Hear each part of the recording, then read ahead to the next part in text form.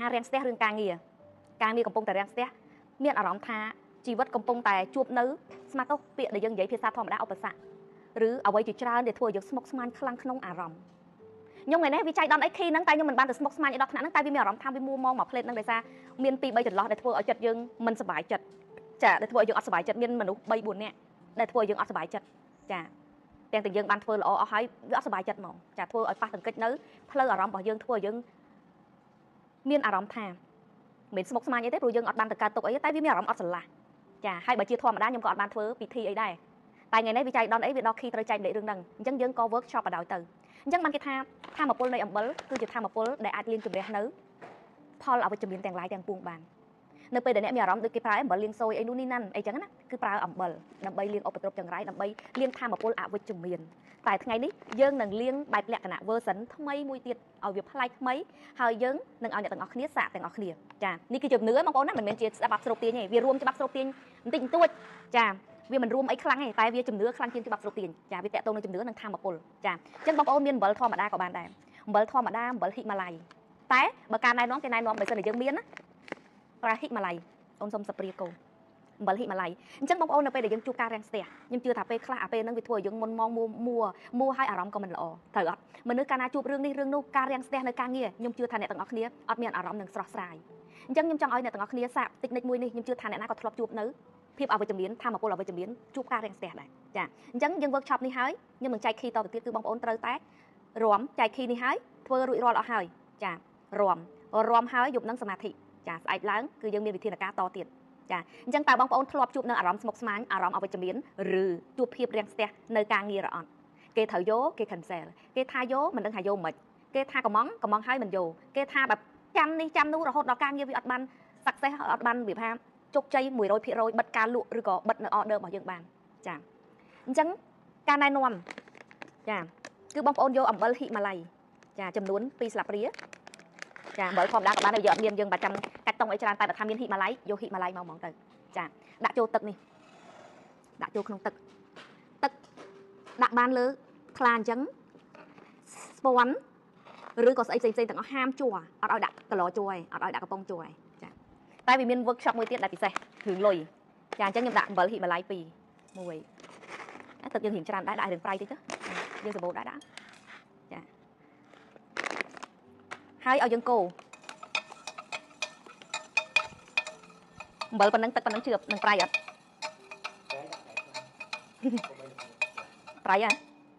អំបិលនេះដុំនេះដែរចាអញ្ចឹងអំបិលដែលមានធម៌ពលខ្លាំងបំផុតគឺអំបិលហ៊ីម៉ាឡៃចាហើយអំបិលដែលញ៉ាំល្អបំផុតក៏អំបិលហ៊ីម៉ាឡៃដែរអូខេអញ្ចឹងបងប្អូនចាបងប្អូនត្រូវចាំថាហាមប្រើផ្លាស្ទិកក្រៅពីហ្នឹងយើងអាចប្រើបានជាមានជាអញ្ចឹងមានជាស្ពាន់មានជាអីខ្ញុំមានស្ពាន់មានអីមួយកណោទៀតតែខ្ញុំរើសនឹងថ្លាព្រោះខ្ញុំចង់ឲ្យអ្នកទាំងអស់គ្នាឃើញអញ្ចឹងរាល់ការក្រាំងស្ទះទាំងអស់អញ្ចឹងគេឲ្យយើងមានកដាស់ចាំប្រាប់វិធីអស់ A ដល់ Z ចា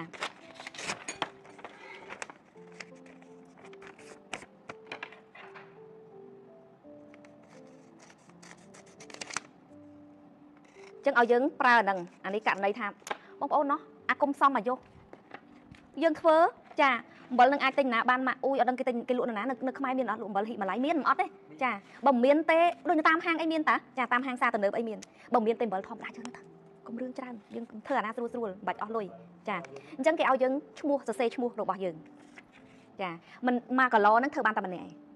អត់អាចដាក់ជាមួយប្តីបានអត់អាចដាក់ជាមួយកូនអត់អាចដាក់ជាមួយអ្នកណាបានទាំងអស់ចំពោះបុគ្គលម្នាក់បើសិនជាស្វាមីរបស់យើងចង់ធ្វើយើងធ្វើគាត់ផ្សេងអញ្ចឹងសរសេរឈ្មោះចានាងខ្ញុំចាដាក់តាមឈ្មោះស្រីណារួមម៉ែរួយដាក់ទាំងឈ្មោះលេងឈ្មោះមែនដាក់តែអង់គ្លេសទៀតចាឲ្យស្គាល់ឲ្យគ្រប់សាសហ្មង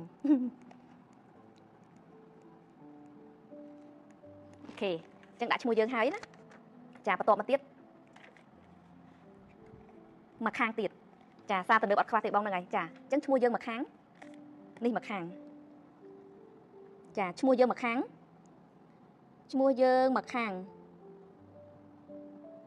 ហើយនឹងមកខាងទៀតគឺយើងសរសេរនៅ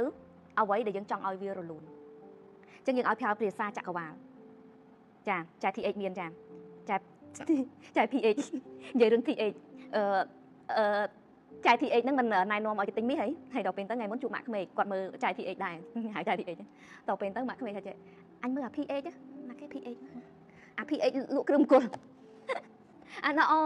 ហើយយើងក៏មិនបាននិយាយយើងចាស់ហ៎អញ្ចឹងយើងតាមគាត់ទៅគាត់និយាយតែដល់ពេលមានអ្នកហៅ PH ដែរមានអ្នកហៅ PH ដែរអញ្ចឹងយើងបានសំណើចាអញ្ចឹងហើយដល់ពេលទៅម៉ាក់ក្មេងក៏ទៅទិញមាសតាមគាត់អញ្ចឹងណាទិញបានប្រហែលទុកថ្ងៃហេងអីអញ្ចឹងទៅចាអញ្ចឹងយើងនិយាយរឿងអ្វីដែលយើងកំពុងតែរាំងស្ទះយើងកំពុងតែរាំងស្ទះយើងដឹងហើយតែយើងឲ្យប្រើជាភាសាចក្រវាឡព្រោះយើងជាអ្នកណាយើងគឺជាកូនសិស្សនៃច្បាប់ស្រូបទាញយើងគឺជាមនុស្សពិសេសរបស់ចក្រវាឡយើងគឺជាកូនចារបស់ចក្រវាឡចាអញ្ចឹងយើងសរសេររឿងអីដែលវាកំពុងតែរាំងស្ទះហ្នឹងវាទៅជាពាក្យដែលយើងត្រូវប្រើពាក្យថាស្រូបទាញវិញចាឧបមាថាបិទការលក់ប្រមាណឬក៏បែប order ចូលប្រមាណតែខ្ញុំអត់ចង់ឲ្យអ្នកទាំងអស់គ្នាផ្ដោតរឿងលុយតោះនេះ TH ត្រូវហើយតែ PH TH ឈ្មោះគេ TH ត្រូវហើយតែម៉ាក់ខ្ញុំក៏ហៅ PH អញ្ចឹងអ្វីដែលយើងចង់ស្រូបទាញគឺយើងអត់ចង់ប្រើជាលុយពេកទេព្រោះកន្លងមកយើងដឹងហើយថាការស្រូបទាញនៅពេលដែលយើងគិតលិចគិតច្រើនគិតគូគុនគូរឿងលុយខ្លាំងពេកយើងផ្ដោតទៅលើការស្រូបលុយខ្លាំងពេកវាទៅជាអារម្មណ៍ដែលខ្វះខាតអារម្មណ៍ខ្វះខាតអារម្មណ៍ដែលនឹងមិនទទួលបានណាព្រោះលុយនឹងភាពស្ដុកស្ដំយើងអត់អាចតែយើងប្រើអារម្មណ៍ខុសបន្តិចវាទៅជាខ្វះខាតវា click lock អញ្ចឹងយើងឲ្យការងាររលូនឬក៏យើងចង់អីគេបោះ stock អីមួយចាបោះ stock អីគេបោះ stock Snow White បោះ stock សាប៊ូកក់សក់បោះ stock អីឬក៏លក់អីដាច់ឬក៏បាន project អីមួយអានឹងស្រាប់តែយើងលឿងម៉ែអត់ដឹងថាអ្នកទាំងអស់គ្នានឹងធ្វើអីទេតែបើសិនជាយើងជាអ្នកលក់ផលិតផលណាដែលវារាំងស្ទះផលិតផលណាដែលយើងមានអារម្មណ៍ថាវាកំពុងតែមើលទៅដូចវា slow motion ឬរឿងណាមួយដែលយើងកំពុងតែ slow motion នៅក្នុងរឿងហ្នឹងចាអញ្ចឹងឲ្យយើងសរសេររឿងហ្នឹងចូលទៅដើម្បីស្រូបទាញតែយើងសរសេរក្នុងន័យល្អអត់ឲ្យប្រើភាសាអវិជ្ជមានទេចាអញ្ចឹងយើងអូម៉ាបោះ stock ផលិតផលអីមួយអញ្ចឹងទៅចា complete ពីអរគុណផងអរគុណបោះ stock ផលិតផលចាសុំលាក់ទិតចាអរគុណបោះ stock អីចឹងទៅណាអានេះរឿងផ្សេងគ្នាយើងយកទៅធ្វើតែខ្ញុំសុំមួយគឺសុំរឿងលុយសុំចិត្តហ្មងហាមបន្តិច version នេះហើយយើងត្រូវដើរលើខ្ញុំប្រាប់ឲ្យតើឆ្នាំ2025គឺជាឆ្នាំដែលទទួលផលបែបអភិនិហាអញ្ចឹងតើអភិនិហាទទួលផលបែបអភិនិហាគឺយើងនៅលើលុយអញ្ចឹងឆ្នាំ2025ខ្ញុំអត់បដោតឲ្យអ្នកទាំងអស់គ្នាស្រូបទាញលុយខ្លាំងព្រោះតាកាលណា flow យើងល្អកម្លាំងស្រូបទាញល្អលុយគឺជាឧបករណ៍របស់យើងឯងកុំឲ្យតម្លៃលុយខ្លាំងពេកអូខេម៉ែតែនិយាយថាលុយសំខាន់លុយសំខាន់អារឿងពិភពធម្មតាដែលយើងរស់នៅតែដល់ងាកមកការស្រូបទាញពឹបលុយសំខាន់អត់អូខេលុយគឺជាឧបករណ៍ដែលធ្វើឲ្យយើងងាយស្រួលនៃការរស់នៅបើដែលជាឧបករណ៍អរគុណការងារថ្មីអរគុណការងារថ្មីការងារអីធម្មតាមនុស្សយើងចង់ធ្វើអីដឹងហើយតែបើថាយើងអត់ដឹងសោះយើងអរគុណការងារថ្មីផងចាអរគុណការងារថ្មីដែលកូនទទួលបានដាក់តាមមួយមកគីបានហើយកុំដាក់ច្រើនពេកវិញវត្តចាអរគុណការងារថ្មីដែលនឹងខ្ញុំទទួលបានសម្រាប់ចាអញ្ចឹងបន្ទាប់មកទៀតគឺយើងយកกระดาษមួយហ្នឹងគេឲ្យយើងយកกระดาษមួយហ្នឹងស្មឹងស្មាតមកផ្លេតស្មឹងស្មាតទៅធ្វើអីស្មឹងស្មាតទៅឃើញភាពរលូននៅអ្វីដែលយើងកំពុងតែពាក់ហ្នឹងមានន័យថាម៉េចអត់មានឲ្យប្រើពាក្យពាក់ទៀតទេគឺឃើញនៅភាពរីករាយដែលយើងទទួលបានតាមមួយផ្លេត17វិនាទីឬក៏34វិនាទីឬ1នាទីឃើញរូបភាពបងប្អូនអានេះគេហៅថាការ visualize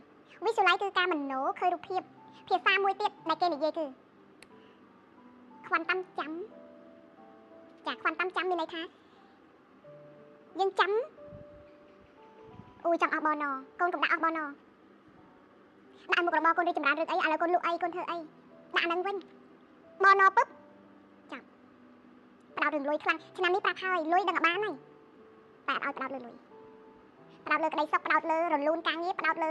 ដើរទៅដោយមានក្តីសុខចឹងមិនថារំសូត្រធម៌សមាធិសូត្របេតថាលុយលៀនជួបរឿងរាំងស្ទះមកចាអញ្ចឹងយើងកំពុងតែខ្វាន់តាមចាំអូយអាខ្វាន់តាមចាំហ្នឹងវាចាក់ស្រេះវែងឆ្ងាយណាចាំហ្នឹងវាមានចក្រវាលខួរខណានចក្រវាលនៅ multiverse មួយទៀតអញ្ចឹងអាហ្នឹងវែងឆ្ងាយអញ្ចឹងយើងសុំសបបែបយើងធម្មតាសិនគឺមានន័យថាយើងចាំមានន័យថាយើងមโนយើង acting to receive ឬយើង visualize ឃើញចាអញ្ចឹងឲ្យយើងឃើញឧបមាថាយើងសម្ភាសការងារយើងកំពុងតែអរគុណដែលឲ្យកូនបានការងារថ្មីបានយ៉ាងល្អម៉ែកូនចង់ឈប់ដើរសរសេរថាម៉េចឈប់ដើរកូនឯងប្រកាសដើរលេងមែនអាហ្នឹងវាសរសេរក៏វាមិនចេញដល់កូនឯងហាមអារម្មណ៍ខ្លួនឯងកូនអើយចាអានខមមិនខុសទេខាំជួយអានមើលកូនអត់ទេកូនចង់ឈប់ដើរនេះឡៃហួយរិចនេះចង់ម៉ែចង់ឲ្យកូនឈប់ដើរសរសេរថាកូនឈប់ដើរអូយមโนជាមួយអ្នកជំនួសអ្នកអាហ្នឹងអត់ទេអត់សុំយកមកពាក់ព័ន្ធអាហ្នឹងយើងប្រើភាសាចក្រវាឡប្រើការមโนប្រូក្រាមគាត់វិញអាហ្នឹងវែងឆ្ងាយទៀតយើងមโนដើម្បីឲ្យកូនឈប់ដើរកូនចូលចិត្តដើរលេងអាហ្នឹងដល់តែរៀនខុសភាសាចក្រវាឡ version ចាឥឡូវសុំនេះចឹងឲ្យយើងបិទភ្នែកមកសន្ទុះខួរក្បាលនៅពេលហ្នឹងការបិទភ្នែកគឺនៅនឹងបច្ចុប្បន្នខណៈ ពេលនេះម៉ោងនេះដង្ហើមដកចូលបន្ទាប់មកទៀតគឺយើងចាប់ដើមឃើញអ្នកទាំងអស់គ្នាចង់ច្បាប់ស្រូបទាញបកាយខ្លាំងលុះត្រាតែអ្នកទាំងអស់គ្នាបកាយមโนការបកាយមโนឃើញរូបភាពដូចជាការសាងភាពយន្តឲ្យខ្លួនឯងដាក់កតោដៃបានហាមជាប់តោះនេះ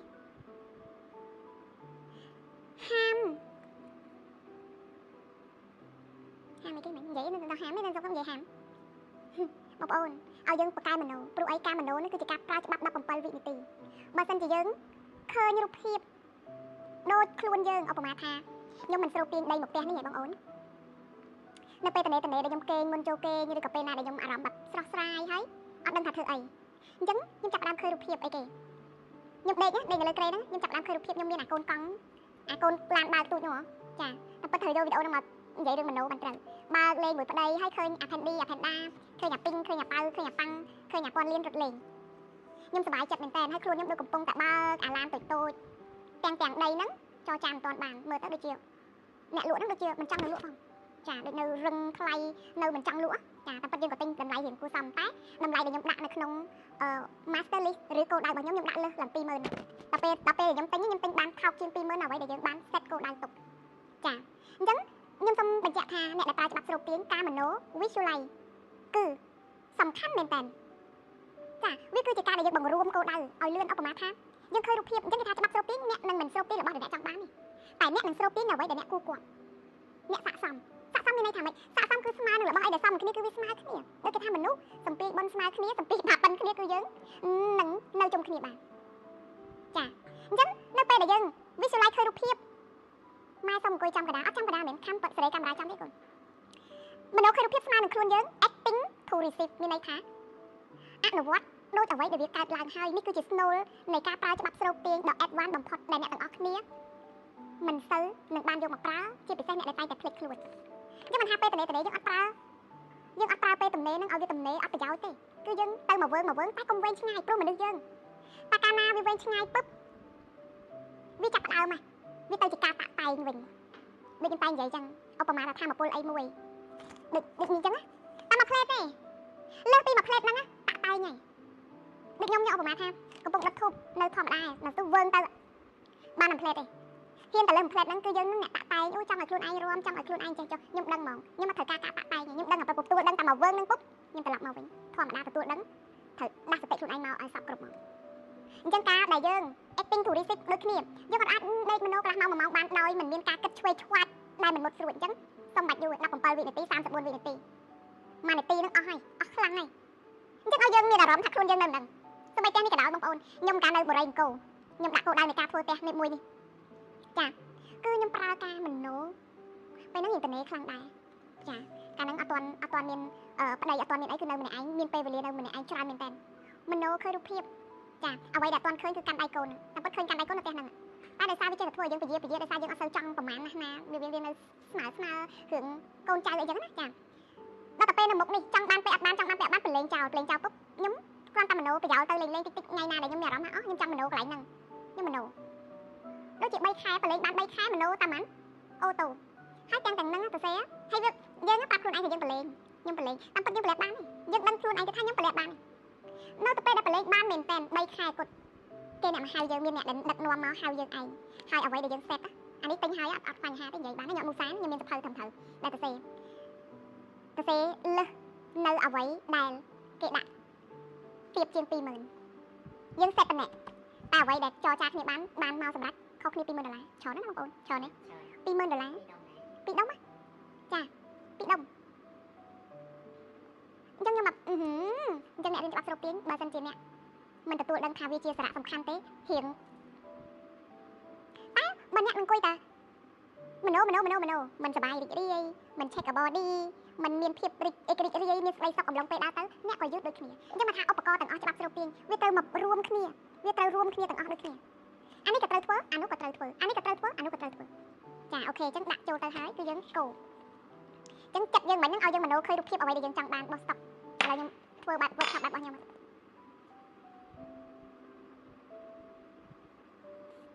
តមកទៀតយើងយកដាក់នៅក្នុងនេះហើយយើងនឹងបន្ថែមធម៌ពលមួយទៀតសុំថ្ម បងប្អូនណាដែលបានទិញខ្សែដៃចក្រាក់ទៅមានថ្មមួយនេះ clear quartz ពណ៌សឲ្យបងប្អូនបន្ថែមធម្មពលដាក់ពីលើនឹងទៅមួយទៀតដាក់ clear quartz ពណ៌សដើម្បីទៅ clear ធម្មពលអានេះជំនឿណាបងប្អូនណាចាអត់មាននៅក្នុងតម្រាណា clear quartz តម្លាក់ខុសចាំឲ្យទីលើកថ្មមកវិញសិនអីក៏ស្ត្រីទុនខ្សោយណាស់នេះគាត់ដាក់ថ្មដាក់អត់នេះដាក់ចំកដាល1 2 3អូខេចឹងអ្នកដែលមានក៏ដាក់ទៅអ្នកមិនមានអត់ទៅ clear quartz គឺពណ៌សអ្នកដែលមានខ្សែដៃចក្រាក់បានថ្មទាំង7ទៅគឺថ្មពណ៌សជា clear quartz ដែលតាក់ទងនឹងការ clear អវិជ្ជមាន clear អីដែលរាំងស្ទះ clear អីដែលប្រអាក់ដំណើរចាអញ្ចឹងអានេះជំនឿសិក្សាដុំឋានពលថ្មអូខេអានេះយើងរួចរាល់បន្ទាប់ពីរួចរាល់ហើយគេឲ្យយើងយកទឹកមួយនេះដែលមានអ្វីទាំងនេះចាឲ្យយកទៅដាក់ចិត្តនៅក្រេយកហ្នឹងហ្មងឬដាក់ក្រោមក្រេដែលយើងគេងចាឬដាក់ក្រោមក្រេហើយយើងគេងវាស់ល្ងាចចាវាស់ល្ងាចអស់តោះពេញមួយយប់ចាអញ្ចឹងយើងគេងទៅយប់ហ្នឹងយើងគេងទៅធម្មតាអត់បាននឹកមីអីទាំងអស់តែយើងបានធ្វើពិធីហើយមិនគឺអីគេការមโนឃើញរូបភាពខ្លួនឯងទទួលបាននៅភាពសម្រាប់ដែលវារលូននៅរឿងដែលយើងចង់បានចាអញ្ចឹងឈ្មោះយើងសេឲ្យម្ដងប្រាថ្នាហើយដាក់ចូលក្នុងហ្នឹងដាក់នៅក្រោមក្រេឬម៉ែថ្មហ្នឹងយើងយកមកត្រាំក្នុងទឹកងូតបានរាល់ថ្ងៃបានអត់បានកូនបាន clear ទៅអត់អីចាបន្ទាប់មកទៀតគឺយើងគេងយើងយកទៅទុកនៅហ្នឹងហើយយើងសកម្មភាពរាល់ជាប្រចាំរបស់យើងគឺរាល់ថ្ងៃគឺយើងធ្វើអីសមាធិសូត្រធម៌ចាអីហ្នឹងគឺធម្មតាអញ្ចឹងយើងដាក់អ្នកណាដែលអត់មានក្រោមក្រេគឺយើងដាក់ទៀនកន្លែងយើងគេងចិត្តដែលយើងគេងហ្នឹងទៅបន្ទាប់ពីស្អែកឡើងគឺចាប់ផ្ដើមឃើញกระดาษហ្នឹងវាចាប់ផ្ដើមរបេះរលេះចេញពីគ្នាចាអញ្ចឹងយើងចាប់ផ្ដើមស្រង់យកថ្មហ្នឹងទុកវិញលាងទុកឲ្យស្អាតវិញយើងយកទឹកដែលពោពេញដោយការរបេះហ្នឹងទៅស្រោចនៅដើមឈើណាមួយចាដើមឈើណាមួយកន្លែងដែលមានធម្មជាតិចាហើយបន្ទាប់មកទៀតបើសិនជាអ្វីដែលយើងធ្វើហ្នឹងវាបានសម្រេចអានេះយើងប្រើពាក្យជំនឿតិចណាយើងមានអារម្មណ៍ថាព្រឺយើងមានអារម្មណ៍ថាត្រឡប់មកវិញឬឃើញលេខចក្រវាលឬឃើញអ្វីមួយដែលវាពិសេសចាតែបើមិនឃើញយើងក៏ធម្មតាទៅមិនបាច់គិតអីច្រើនទេចាហើយអ្វីដែលពិសេសបំផុតនោះគឺគេថាបើសិនជាចង់ឲ្យវាស័ក្តិសិទ្ធិខ្លាំងគេឲ្យអ្នកទាំងអស់គ្នាធ្វើនៅថ្ងៃពេញច័ន្ទបរមីព្រះច័ន្ទពេញបរមីគឺមាននៅថ្ងៃ15កើតអញ្ចឹងយើងអាចមួយ15កើតមួយខែពុះប៉ះម្ដងហ៎រណៅខ្នាតរណូចអញ្ចឹងមួយខែអាចធ្វើបានម្ដងអញ្ចឹងបើសិនជាយើងចង់ធ្វើពិធីកម្មស័ក្តិសិទ្ធិនេះយើងអាចធ្វើមួយខែម្ដងធ្វើនៅបំណងប្រាថ្នាស្អីអីសិលរោចឲ្យខ្នាតមើលមកក្នុងទូរស័ព្ទខ្នាតរណូច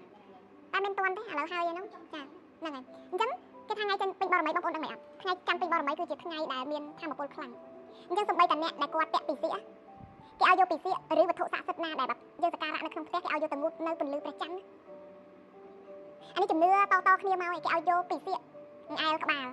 ខែដាច់ហ្នឹងឯងខែដាច់ខាងខ្នាតខាងរណូចបងណារីសុកអូរោចអញ្ចឹងអត់ទេរណូចអត់ធ្វើទេអញ្ចឹងយើងធ្វើមុនត្រូវហើយចាព្រោះស្អែកហើយអាហ្នឹងវិធីកម្មគឺយប់នេះនៅយប់នេះឯងចាអញ្ចឹងរណូចគេទៅធ្វើឯងគេធ្វើខ្នើតខែខ្នើតគឺខែព្រះច័ន្ទពេញវងពេញបរមីវាជាអ្វីដែលធ្វើឲ្យយើងសំបំណងចាសំបំណងសូម្បីតែមនុស្សដែលจะស្បឃើញព្រះច័ន្ទអ្នកណាដែលស្បឃើញព្រះច័ន្ទខ្លះមកជីវិតខ្ញុំវាស្បឃើញព្រះច័ន្ទ2ដងតែលើកទី2ឃើញអត់ឃ្លីអត់ច្បាស់ដូចលើកទី1នៃជីវិតដែលនៅ7មករាផ្ទះញោមដែលខ្ញុំយល់ស្បឃើញព្រះច័ន្ទពេញបរមីដូចភ្នែកនិងភ្នែកដែលយើងឃើញដូចមិនមែនយល់ស្បបងប្អូនហើយតាំងពីហ្នឹងយើងចាប់ផ្ដើមឡើងខ្លាំងហ្នឹងយើងចាប់ផ្ដើមពេលហ្នឹងមិនទាន់មិនពេលហ្នឹងមិនទាន់ឡើងណាពេលហ្នឹងគឺទឹកចាប់ផ្ដើមចាប់មុខរបរត្រូវឯងទឹកតែមានចាប់ផ្ដើមលេខដៃមនគ្រីមដំបូងឯងហើយយើងមិនដឹងថាជីវិតនេះវានឹងដើរមកដល់ចំណុចត្រង់នេះដែរតែគាត់ដឹងថាអូឥឡូវរស់ស៊ីបានជាងមុនហើយនៅពេលដែលយើងសັບឃើញព្រះច័ន្ទពេញវងហើយពុបបងប្អូនខ្ញុំដើរប្រាប់គេពេញផ្ទះអ្នកនៅឆៃអីហ្នឹងលីអីហ្នឹងបងអូនអីហ្នឹងដើរប្រាប់ពេញផ្ទះអូយកមកយើងសັບឃើញព្រះច័ន្ទពេញវងធំអូយយកអូនឡើងព្រោះអីយើងធ្លាប់ឮរឿងនិទានធុនជ័យដែលអីគេយើងសັບឃើញដូងបែបបាននឹងផ្លែយើងសັບឃើញផ្លែអីព្រះខែពេញបរមីហើយដល់ទៅពេលគ្រូទាយហ្នឹងមកចាអានេះជំនឿឲ្យយើងពីហ្នឹងពីមុនយើងនេះដែរចាគឺពេញបរមីខ្លំស្អាតហើយឡងត្រជាក់ភ្នែកហើយឡងច្បាស់